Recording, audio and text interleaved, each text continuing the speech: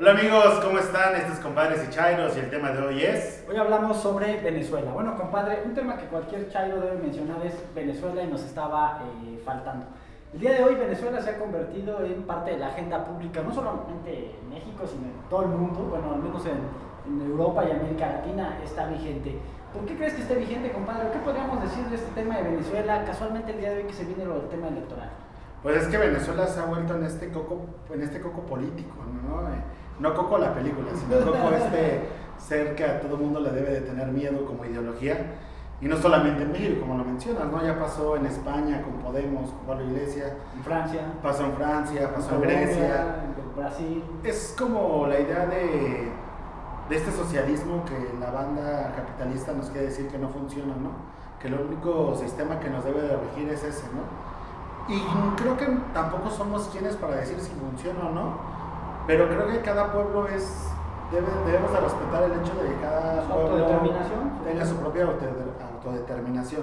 En este caso creo que sí es importante hablar de Venezuela, de decir que son aspectos completamente diferentes lo que pasan en cada país y que cada país tiene problemas, no sé si algunos más o menos grave, porque también aquí en México no cantamos más las rancheras, ¿no? Pero como que estamos volteando a ver demasiado el patio del vecino y no estamos viendo pues nuestra propia casa, ¿no? O hay patios del vecino más conflictivos, ¿no? Digo, ahí tenemos lo que pasa en Palestina, lo que pasa en Medio Oriente, digo que son temas más graves y que a los que no se les da tanta atención pública, ¿no?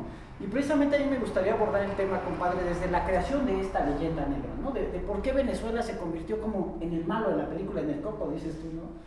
De este asunto. Fíjate que yo creo que comienza a partir de otros elementos con un tema que comenzó a hacer Hugo Chávez, ¿no? Que fue el tema de las nacionalizaciones. Digo, el petróleo en México fue de los mexicanos, de las y los mexicanos, pues gracias a una expropiación que hizo Lázaro Cárdenas, ¿no? Y eso mismo en el 2006 se atrevió a hacer Hugo Chávez, ¿no? Con distintas cosas en tierras, etcétera, pero afectando intereses del banco como Santander, de una cementera inclusive mexicana. Pero creo que el punto aquí de quiebre central es con lo que tiene que ver con RCTV, ¿no? RCTV era una especie de Televisa en Venezuela. ¿Y qué dice Hugo Chávez? Yo ya no le quiero volver a dar la concesión a RCTV. Y creo que a partir de ahí todos los medios de comunicación del mundo, del orbe o al menos del continente y de España se dieron a la tarea de desprestigiar este gobierno venezolano, ¿no? En el sentido de que dijo, bueno, pues, capaz que esto vuelve a pasar en Ecuador, después en Bolivia, después en México, y bueno, y los medios de comunicación no podemos negar que son un poder real, ¿no? Y no tanto que se le llama el cuarto poder el día de hoy. A mí lo que me preocupa y al mismo tiempo me molesta es estos políticos que salen a decir, ¿no? Es que México va a ser como Venezuela, nosotros me solidarizo con los hermanos venezolanos, ¿no? Que en este momento su economía, ¿no? Cuando pues muchos de estos políticos dentro de los partidos que militan pues gobiernan grandes extensiones donde la pobreza en México da peores niveles. México, ¿no? es el país más desigual de América Latina, inclusive comparado con niveles de África. Y bueno, no es que digamos que tenemos algo contra los africanos, ¿no? Pero en donde este discurso de los políticos de siempre que nos dicen que nos llevan al primer mundo y no sé qué, y resulta que nuestra desigualdad económica es de las más grandes de América Latina, superior a las de inclusive de Venezuela. Y hasta en un tema de violencia, ¿no? Por ejemplo, en el tema de los periodistas asesinados, pues México es el número uno en el mundo sin tener un conflicto bélico, ¿no? Este tema de los secuestros, este tema de la inseguridad, ¿no? A lo que nos lleva a decir, ¿no? Creo que, mira, para empezar, yo creo que México jamás podría convertirse en el Venezuela, en simple hecho, así, para rápido, porque estamos tan cerca de Estados Unidos y estamos siendo conquistados socialmente por esa ideología, ¿no? México, muchos, ¿no? O sea, son demasiado capitalistas, sobre todo en el norte, pues que creo que ni siquiera aguantarían decir, vale, entramos, ¿no? O sea, pierdan ese miedo desde lo práctico, ¿no? Pero también en este otro sentido de decir... Pero fíjate ahí, compadre, que yo creo que hay una descalificación demasiado banal, pues que se ha satanizado precisamente eso, lo que a esa idea del socialismo, ¿no? Ya lo comentábamos en algún video anterior, y justamente cuando decíamos que en México hay un desdibujamiento de las ideologías políticas, ¿no? Y decíamos que, bueno, eso no solamente es en México, en Europa y en muchas otras partes del mundo, en donde el día de hoy los partidos que se decían de izquierda, que tenían que llevar las causas del pueblo, pues han abrazado las causas de la derecha, las causas del libre mercado, etc. Y justamente cuando se cae la Unión Soviética, llega Francis Fukuyama y dice que estamos ante el fin de la historia, es decir, que después de la caída del socialismo, el capitalismo ha triunfado y es la única ideología, es el único sistema económico que se puede llevar a cabo en el mundo. ¿Y qué viene y qué dice Venezuela? Dice Venezuela, no, yo me reivindico como socialista. Y recordemos que gracias a esta ideología socialista, más allá de que sea buena o mala, cada quien, yo simpatizo, pues, me declaro socialista, ¿no?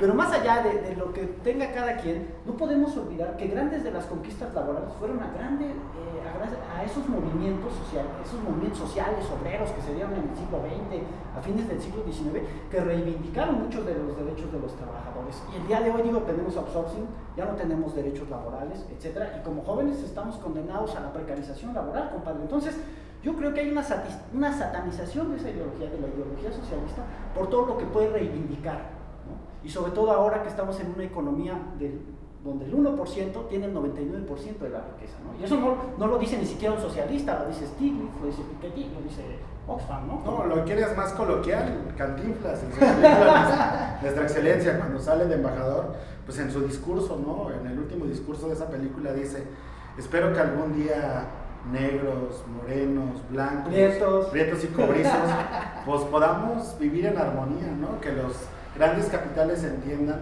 que a los países del tercer mundo, como ellos los llaman, pues los ayudarían más pagándoles mejor precio por sus materias primas, ¿no? Por su trabajo laboral, mejores prestaciones, ¿no? De poder invertir en una innovación tanto de salud, ¿no? Como de vivienda, ¿no?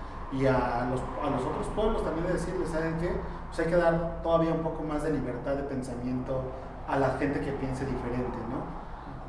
Y en este tema de la tolerancia creo que debemos de ser tolerantes, ¿no? En el tema de no atacar a Venezuela y ser más reflexivos con lo que está pasando en nuestro país. Así es, yo creo que esto eso se ha venido como un discurso más del miedo, pero además de un miedo en donde está todo el aparato, ¿no? Ideológico, todos estos medios de comunicación, etcétera, que nos venden una idea y en ese aspecto nos creamos un imaginario, ¿no? Nos estamos creando un imaginario que no es, ni siquiera sabemos, ¿no? Pocos seguramente sabemos realmente qué está pasando en las calles de Venezuela. Lo único que sabemos y repetimos es lo que nos dicen los medios de comunicación. Entonces, yo creo que por eso vale la pena mencionar que inclusive Venezuela pues, es el país con mayores reservas de petróleo del mundo, ¿no? No por algo Estados Unidos hizo una guerra en Irak porque quería el petróleo y no por algo pues el día de hoy tiene una guerra económica con Venezuela. En fin, seguramente los problemas de los venezolanos los tendrán que resolver los venezolanos, las venezolanas mismas, ¿no? Uno no puede negarnos que pueda haber conflictos, crisis, ellos los tendrán que resolver, pero tendríamos que voltear a ver a nuestros problemas, ¿no? A lo que está pasando en nuestro país y decir, bueno, ¿cómo cambiamos esto? ¿A partir de qué? Y lo que siempre hemos comentado, ¿no? Al final de cuentas ni tenemos la verdad única, ni aquel tiene la verdad única, ni aquel tiene la verdad única. Bueno, compadre, yo no soy postmoderno. Y en este sentido, creo que debemos de entender que debemos de respetar nuestras diferencias, tolerarnos y sobre todo crearnos un juicio propio, ¿no? Que no nos quedemos con esta impresión que otros tenemos o la que los demás tienen, que leamos, que chequemos, que analicemos y que nos creemos un criterio propio. Al final de cuentas, ese siempre va a ser el mejor camino. Sí, y que se deje de politizar, deje de ser campaña esto, ¿no? Que nos dediquemos a lo que nos corresponde, ¿no? En este caso aquí a México, porque de repente, pues sí, mucha banda se mete esta idea de Venezuela, etcétera, pues nosotros, ¿qué onda con Venezuela? Es un país sudamericano, hermano, etcétera, lo que tú quieras, pero bueno, ellos que resuelvan sus problemas y nosotros los nuestros, compadre. Bueno, pues un abrazo a todos, hasta luego.